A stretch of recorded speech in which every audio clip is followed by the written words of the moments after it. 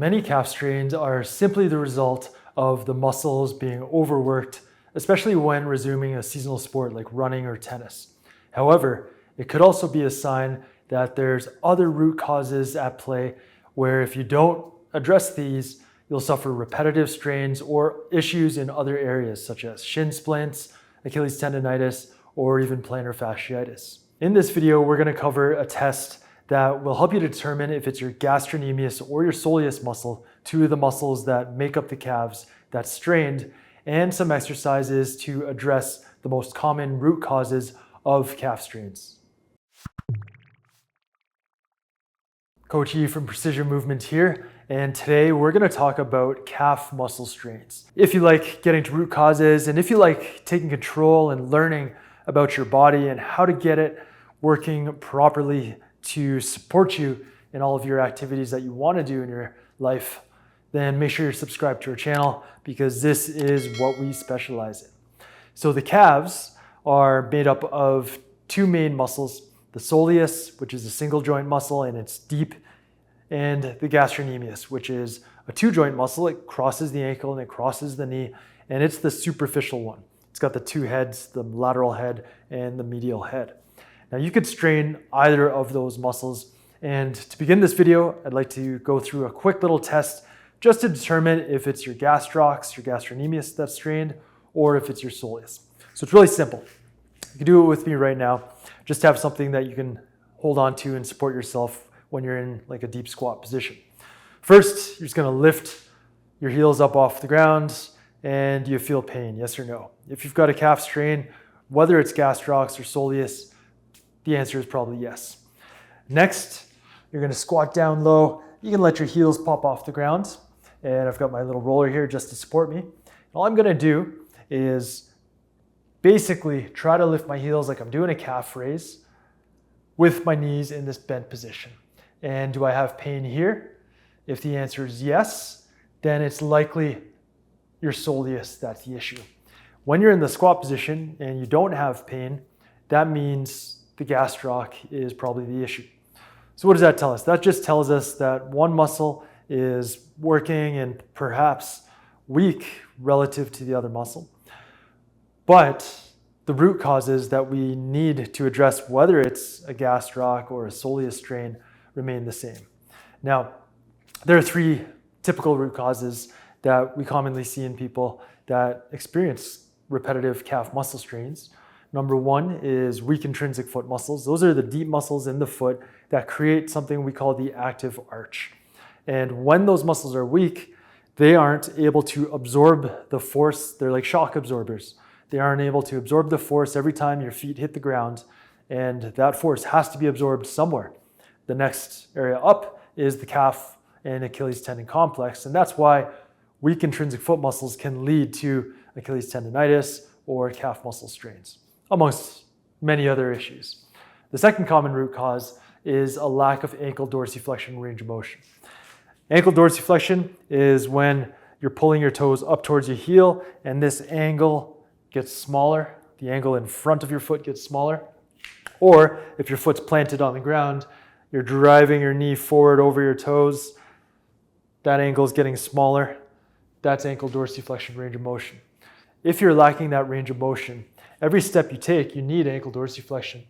And if you don't have it, that's going to put early stress on that Achilles tendon and on the calves.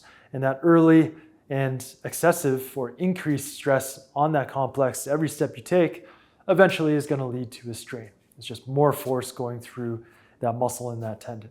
Finally, the last common root cause, especially if you get soleus strains, is simply a weak soleus and the gastrocs doing more than they should because the soleus is so weak, they're compensating for the weak soleus. So the gastrocs could get strained or the soleus could get strained. When you need that soleus and it's weak, it's overworked, it's easily overworked. So strengthening that soleus is something that a lot of people don't do, and it's something that I'm going to teach you how to do with an exercise in today's video. So those are three common root causes of calf muscle strains, whether it's gastrocs or soleus. Let's go through the 5 exercises now, and the only equipment you'll need is a little massage ball and a stability ball.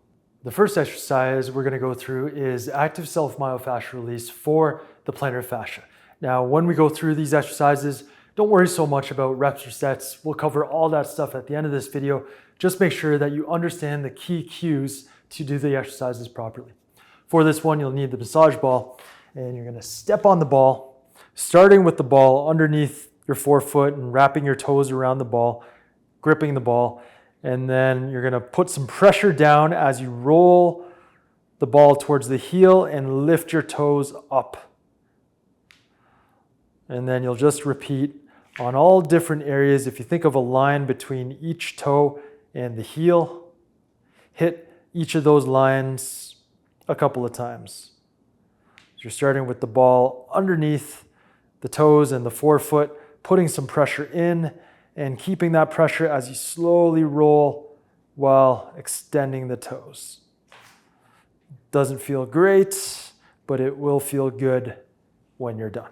Now that we've released the plantar fascia, ensured that we have some pliability through that tight, thick band of tissue, and also mobilized the joints and woken up the extensors, the toe extensors of the foot, it's time to activate the intrinsic foot muscles to ensure that we have the active arch so we can absorb that force from the foot, from the ground up, so the Achilles, the calves, the knees, the hips don't have to absorb as much force when you walk and run. For this exercise, I've demonstrated this a ton of times here on YouTube. It's called the short and skinny foot. And you're gonna start off, you might find that it's very, very difficult to get the activation or feeling or to do these movements. Don't worry about it, keep practicing and you will get it. Start off by spreading your toes, and if you can't actively spread your toes like that, just get your fingers in there, spread them out wide. And the first movement, you're gonna make the foot short, so pulling the forefoot towards the heel, and then the second focus is make the foot skinny across the forefoot here. So pull it in, and it looks like that.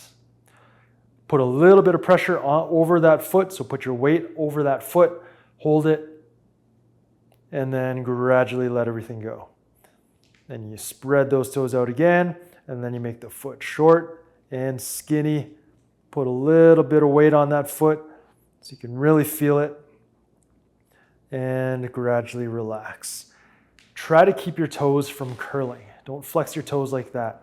When you do that, you're using more superficial muscles on the foot, and there are 4 layers of muscles on the bottom of the foot. We want to get those deep layers that are often weak, especially because we wear shoes all the time that have those arch supports. We have an arch support, so we don't have to support our own foot. So try to keep the toes long and straight as you do this exercise, and just pull the forefoot in from there down, from the metatarsals down towards the heel, and make the forefoot skinny across the metatarsals there. For the third exercise, we're going back to active self-myofascial release. And for this, we're going to release and focus on separating the gastrocnemius from the soleus. To do that, we want to get our thumbs, there's the meaty part, we got the bone, and right in between the meaty part and the bone, and towards the calf, towards the back of the calf or the back of the lower leg. So we get our thumbs in here, and we're going to start off with our ankles in plantar flexion. So our ankle is pointed like so. From there, we're going to grab in right along, we've got the ankle bone, right behind the ankle bone, between the ankle bone and the Achilles tendon. We're going to apply some good pressure, and then from here, we're going to pull the toes up as we slide our thumbs up there. And then we're going to keep our thumbs there, reset the ankle. So plantar flexion to dorsiflexion as we slide our thumbs up. We're going to keep our thumbs there, and we're going to keep doing this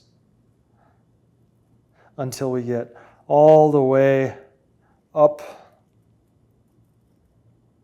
towards the knee. So what we're doing with this active movement and with the thumb pressure, we're pulling the Achilles, and with the thumb pressure, we're going to separate between the gastrocnemius and the soleus here. So we can do that on this side all the way up. I'll show you this side here. Be a little better view. So start pointed the toe, Plantar flexion, thumb sliding up with pressure. Keep the thumb there, reset the ankle, and then continue going all the way up until you get to right kind of below the knee. And this is going to help to ensure that we have full tissue pliability, ensure that the gastrocnemius is separate from the soleus so those muscles can slide properly. And when one muscle contracts, it doesn't pull the other muscle with it so that we have proper functioning movement patterns. Now that we've released the gastrocnemius and the soleus, it's time to activate these muscles. And you might have noticed a little pattern there. This is a very powerful sequence to use. Release via active self-myofascial release, and then activate the targeted muscle. The first exercise we're going to do is going to target the gastrocnemius. Now, if you've strained the gastrocnemius, then take this easy. Don't push through pain. You can push through pain to a level of maybe 3 or at most 4 out of 10, with 10 being very severe. But if your pain is above that, just avoid this exercise for now. Let it heal. It should heal a little bit more each day, and when you're ready, get to this exercise. This is called the leaning heel and toe raise. All you need is a wall, and the distance away from the wall is where you can pull your toes up and they're just off the ground. So that's your dorsiflexion there. We're working the tibialis anterior muscle, the front of the shin in that position.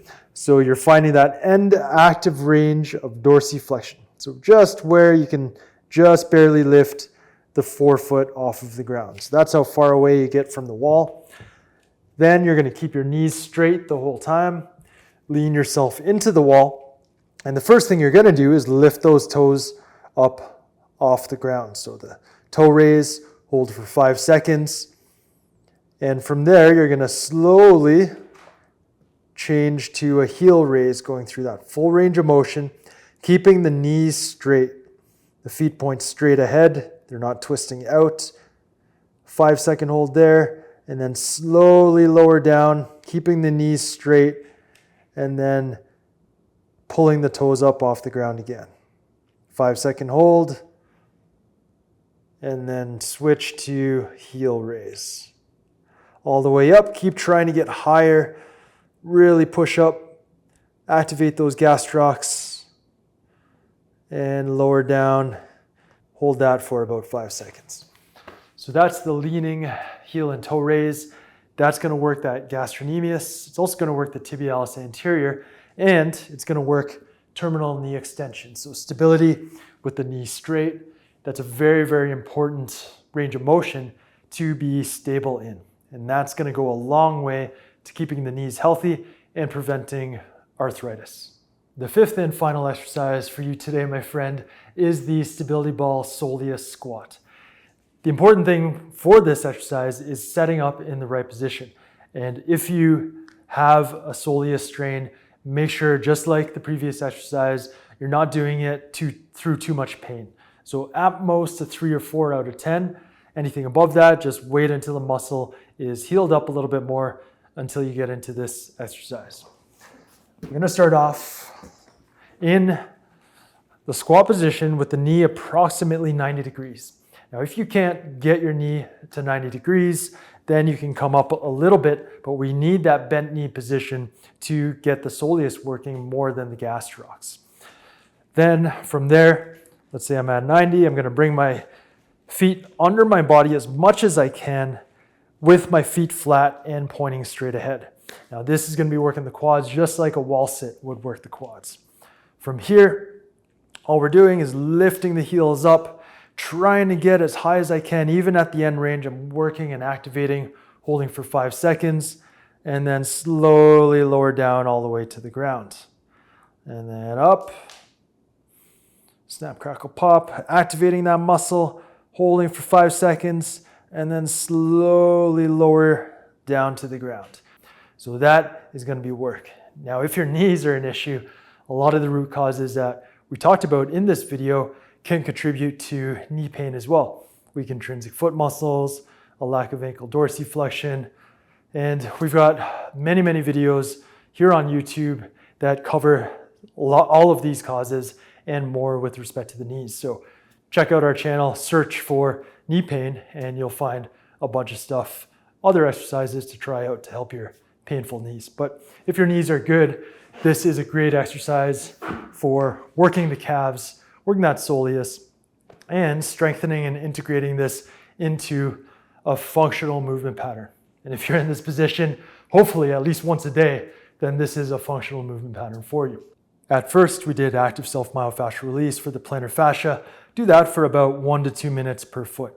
Then we went to the short and skinny foot exercise, performed that for 2 sets, 3 reps per foot, holding for 5 seconds. The third exercise is active self-myofascial release for the gastrocnemius and the soleus. And again, you can do that about 1 minute on the medial side and 1 minute on the lateral side of the calves. The fourth exercise was working the gastrocs. That's the leaning heel and toe raises. It's also working the tibialis anterior. Do 2 sets of 6 reps, holding for 5 seconds in each position at the bottom and the top. Finally, we just finished off with the stability ball Soleus squat. Do 2 sets, 6 reps, holding for 5 seconds. Do this routine 2 or 3 times a week for anywhere from 4 to 6 weeks. And as you progress through the weeks, maybe at week 3 or 4, you can bump up and add 1 set to the exercises that were not the active self-myofascial release techniques. That's what I got for you today. If you liked it, leave us a like. If you're not subscribed yet, make sure you're subscribed to our channel. And a couple of important related resources. We've got the intrinsic foot muscle video and the ankle dorsiflexion video. And most importantly, this routine is a test drive and it will definitely help you out. But if you want a comprehensive program with many different exercises following our approach, check out our lower limb control course right here and sign up, and I can guide you through that program to get you moving freely and without pain for the long term.